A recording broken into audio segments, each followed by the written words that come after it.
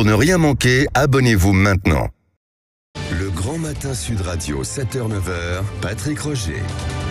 L'invité ce matin, Sébastien Chenu, député du Nord, vice-président du Rassemblement national et vice-président de l'Assemblée nationale. Bonjour Sébastien Chenu. Bonjour monsieur. Le RN, un parti vraiment à part. C'est ce qui ressort de notre grande enquête sondage IFOP Fiducial pour Sud Radio et le JDD. 4 Français sur 10 auraient déjà voté RN et le parti se dédiabolise petit à petit, mais on est loin d'un vote d'adhésion. Ça reste un vote de colère, de rejet, c'est ce qui ressort. Et pour une majorité de Français, le RN est un parti raciste et dangereux pour la démocratie. Sébastien Chenu, est-ce que cette enquête illustre bien que votre image reste encore négative, si je puis dire, malgré vos efforts de normalisation ? Non, alors je crois d'abord que ce sondage, cette enquête dit beaucoup de choses et dit surtout que nous sommes prêts à gouverner. Mais on y reviendra si vous le voulez bien. Sur les traits que vous signalez, quand vous dites que nous sommes un parti à part, nous ne voulons pas ressembler aux autres.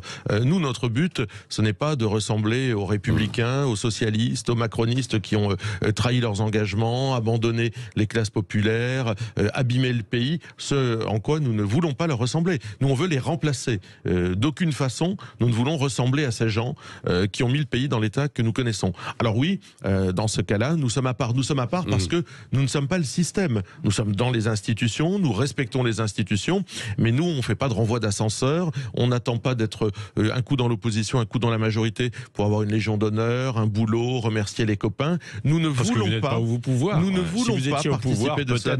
Non, parce que je pense que si nous sommes élus, si nos députés ont été élus, par exemple, et si Marine Le Pen a fait 42% aux élections présidentielles, c'est justement parce que nous incarnons une rupture avec des méthodes, avec des engagements, avec des promesses qui n'ont pas été tenues par ceux qui nous gouvernent depuis 30 ans. Mais Sébastien Chenu, vous traînez tout de même encore les racines du FN qui s'est construit sur des fondements d'extrême droite. Ça ressort aussi dans cette enquête. Mais parce que nous sommes, j'allais dire, caricaturés par nos opposants de façon constante. Nous sommes caricaturés parce qu'ils n'osent pas, ils ne savent pas s'opposer à nous sur le terrain des idées. Pour une simple et bonne raison. Comment s'opposer à des adversaires sur le terrain des idées lorsque vous êtes finalement quelque part les 40 voleurs? C'est-à-dire lorsque, comme les Républicains, vous venez piocher dans le programme du Rassemblement national sur l'immigration.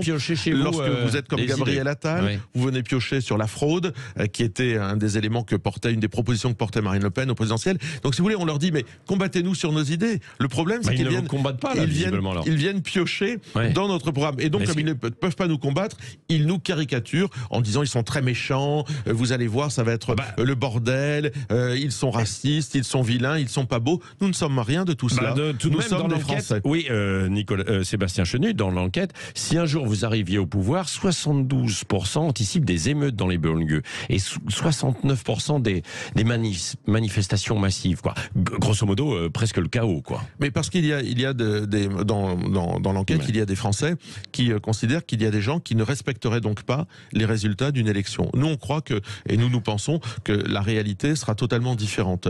Les résultats d'une élection seront respectés, puisqu'il y aurait plus de 50% des Français qui auraient voté Marine Le Pen par l'ensemble des Français, et que l'ordre républicain serait maintenu.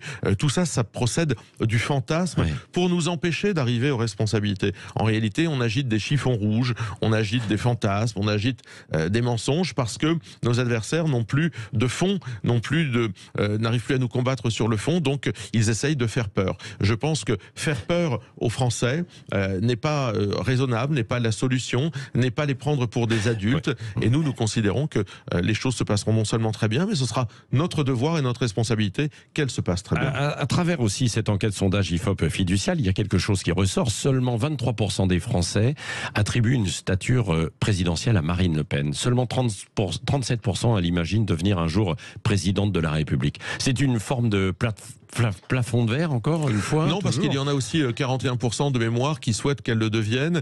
Et donc, par conséquent, il y a effectivement dans les gens qui ne l'imaginent pas des opposants dans ces chiffres-là. Donc, si vous voulez, Marine Le Pen, sur tous les critères, est en progression année après année. Alors que tous les autres sont en régression année après année. Donc, la seule personnalité politique incarnant la possibilité de devenir présidente de la République en progression, c'est Marine Le Pen, année après année. Pourquoi? Mais parce que que nous travaillons, parce que nous avons les solutions, la bonne analyse, la méthode, les troupes, et tout cela nous est reconnu. Est-ce que vous avez les solutions? Vous avez les constats? C'est Laurent Fabius qui l'avait dit un jour. En fait, je vous pense saviez faire les constats, en revanche, vous n'aviez pas les solutions. Aujourd'hui, nous avons les solutions, puisqu'elles sont, ou lorsqu'elles ne sont pas carrément volées, recopiées, piquées par nos adversaires, elles sont parfois mises en place d'ailleurs dans d'autres pays. Il y a d'autres, notamment je pense sur la TVA, il y a d'autres pays qui partagent notre analyse et qui font, alors qu'ils n'ont pas les mêmes options politiques, et qui appliquent les mêmes politiques que celles que nous réclamons, et ça fonctionne. Je pense à la TVA sur les produits de première nécessité,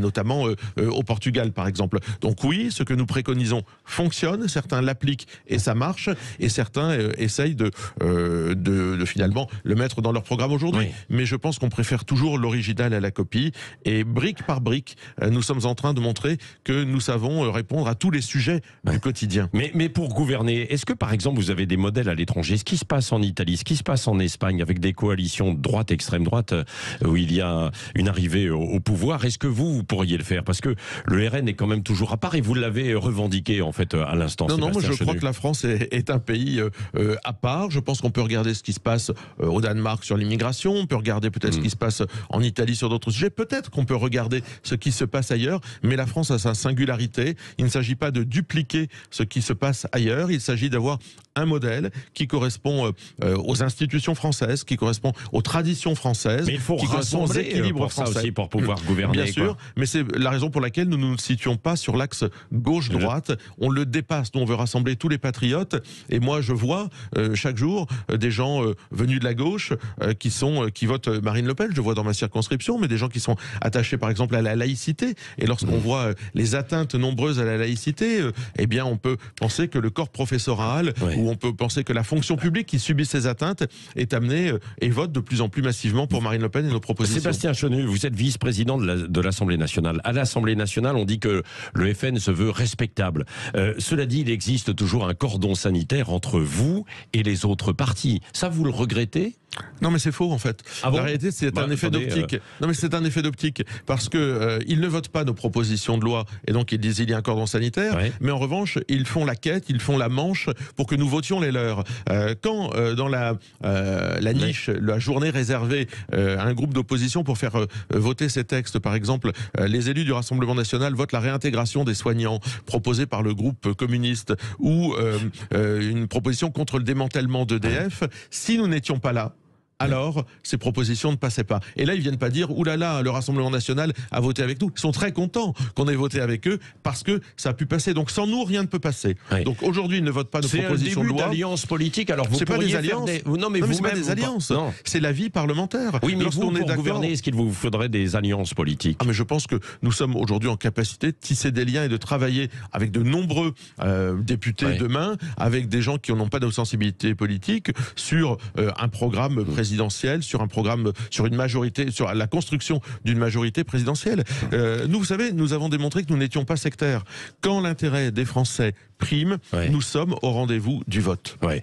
Dans le Figaro, il y a une interview de Richard Ferrand, l'ancien président de l'Assemblée nationale, qui fait partie des potentiels d'ailleurs pour succéder, si ça se fait, à Elisabeth Borne à Matignon. Il dit, lui, aussi qu'il n'y a pas, vous savez, de troisième mandat possible. Pour l'instant, Emmanuel Macron, il le regrette.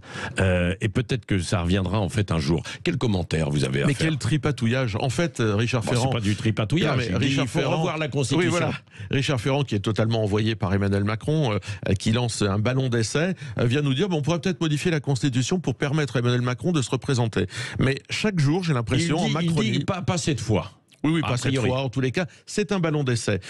Chaque jour en Macronie, on s'éloigne un peu plus finalement de la démocratie. Chaque jour en Macronie, on vient expliquer que finalement les élus sont des emmerdeurs, les députés, la Constitution, tout ça, on peut s'essuyer les pieds dessus. On l'a vu au moment de la réforme des retraites avec la façon dont ils ont géré les débats à l'Assemblée nationale. On n'a jamais pu voter, mais ils viennent dire finalement, ils ont utilisé des arguments on va bidouiller, et des outils de la Constitution. Voilà, on va bidouiller tout ça. On va utiliser ce qu'on peut utiliser. Si ça peut servir Emmanuel Macron, Pas les Français, pas la France, Emmanuel Macron, eh bien pourquoi pas? Eh bien moi je m'offusque et je ne me résous pas à ce que la Macronie vienne changer nos institutions pour les mettre au service d'un homme. Vous craignez du tripatouillage? Mais bien sûr, mais on les voit, ils essayent, regardez, ils essayent de virer le président de la Commission des finances LFI et les vice-présidents de l'Assemblée nationale LFI, socialistes et Rassemblement national, pour choisir leurs oppositions. C'est Aurore Berger qui a mis ça en route. Elle a dit mais il faudrait peut-être qu'on essaye de virer tous ces opposants qui occupent des fonctions à l'Assemblée nationale. En fait, ils veulent choisir leurs oppositions,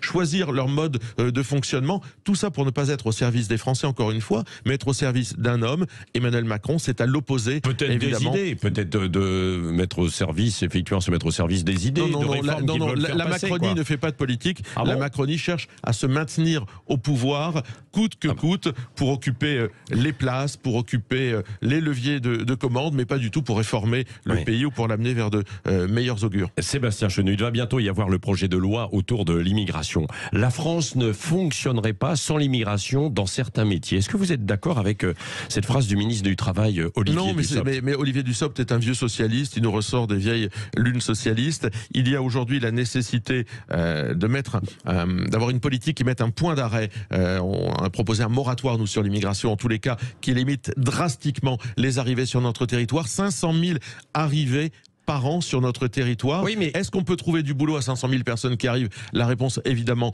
est non. Donc, bien entendu, si un jour Léonard de Vinci arrive, on est capable de lui ouvrir la porte. Le problème, c'est que c'est rarement Léonard de Vinci. Donc, par conséquent, nous souhaitons une politique de l'immigration qui soit ferme. Marine Le Pen l'a proposé. Mais avec des quotas dans certains secteurs pour des métiers qui sont en tension. Mais tout ça, c'est du pipeau.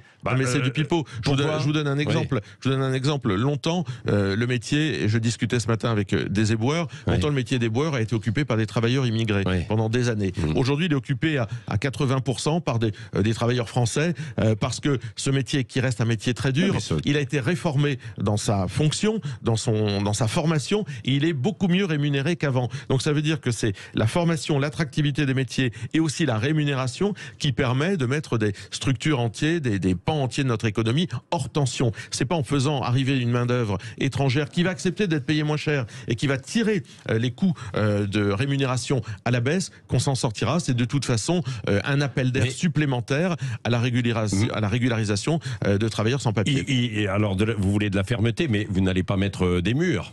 Non, nous n'allons pas mettre des murs, nous allons juste mettre des frontières. Rappelez-vous, pendant le Covid, on a l'espace Schengen. Non, mais pendant le regardez, Mélanie, elle a signé finalement les accords. D'accord, mais l'Italie n'est pas dans la même situation que la France. Mais rappelez-vous, pendant le Covid, on a remis des frontières. Elles ont été contrôlées, elles ont même été fermées. Donc on sait le faire. Et puis il y a aussi des tas de choses à faire avant. Revoir les accords de 68 avec l'Algérie, pays qui est un premier pourvoyeur de travailleurs. Édouard Philippe l'a dit, sans papier. Non, mais Édouard Philippe, il a été Premier ministre, fallait le faire. C'est tout simple. Il le découvre une fois qu'il est plus au gouvernement. J'allais dire un peu de cynisme, puis il avait reçu... Vous avez lu son interview, vous êtes d'accord avec ce qu'il dit globalement? Il avait reçu le président Tebboune aussi, Édouard Philippe. Pourquoi lui on n'a pas parlé à l'époque? Ils ont toujours des solutions lorsqu'ils ne sont plus au pouvoir. Nous disons ce que nous allons faire. Ce sera un référendum d'abord sur l'immigration, pour que les Français s'expriment, pour savoir ce qu'ils veulent. Eh bien, c'est pas une question, c'est un texte. Quand on a voté sur Maastricht, on a voté sur un traité, un texte qui dit exactement comment on entre en France, comment on s'y maintient, comment on acquiert la nationalité française, quelles sanctions on peut avoir si on ne respecte pas les lois françaises. Il faut une question centrale, quoi. Eh bien, acceptez-vous ce texte sur l'immigration? C'est ça la question centrale, comme sur le référendum Maastricht, exactement de la même façon. Mais il faut donner la parole aux Français sur l'immigration, car le coût que payent les Français dans leur quotidien sur l'immigration est aujourd'hui trop onéreux. Oui. Merci Sébastien Chenu, député du Nord, vice-président du Rassemblement national et vice-président de l'Assemblée nationale avec le RN. Merci Sébastien Chenu d'avoir été ce matin notre invité sur Sud Radio. Merci.